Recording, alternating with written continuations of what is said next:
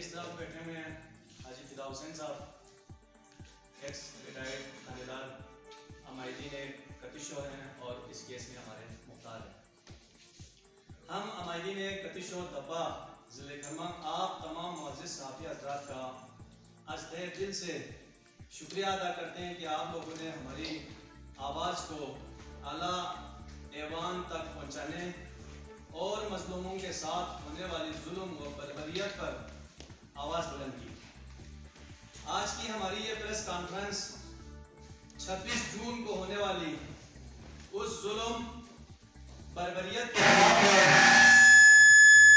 جس کے ذریعے اہلیان دبا کتشوں کے مظلوم عوام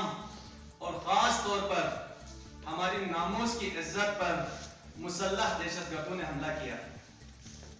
سب سے پہلے آپ پرنٹ اور الیکٹرانک میڈیا کے ذمہ داران کو اس دہشت گردانہ واقعے سے پہلے امن کے لیے کی ہوئی ہماری تمام کوششوں کے بارے میں تھوڑا بہت آگاہ کرنا میں ضروری سمجھتا ہوں۔ معزز صحافیان کرام، اہلیان کتش و دبا اور مہدی آباد کے درمیان ایک دیوانی مقدمہ سول کورٹ کھمم میں زیر سماعت تھا، جس کا فیصلہ مورخہ 28/11/2020 کو اہلیان دبا کتشوں کے حق میں آیا اور اس فیصلے میں عدالت کی طرف سے واضح طور پر یہ لکھا ہوا ہے کہ اہلیان مہدی آباد آل ریزیڈنٹس آف پرکوتا کا بندوبستی ریکارڈ کے اندر سوائے سلو پہاڑ نامی چراگاہ کے علاوہ پورے علاقے میں کوئی دوسرا چراگاہ نہیں ہے۔ تاہم اہلیان مہدی آباد نے اپنے زور بازو سے ہمارے چراگاہوں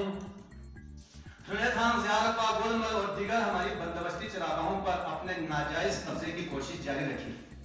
ہمارے عمائدین نے مصالحت کر کے ان سے خون خرابے سے بچنے کے لیے اپنی شرعی اور دینی فرائض کو پورا کرتے ہوئے مورخہ 12/6/2021 کو امام جمعہ و جماعت قبلہ سید محمد کے زیر سایہ دن 11 بجے سے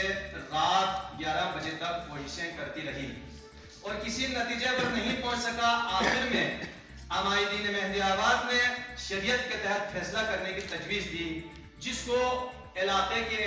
امن اور اتحاد کو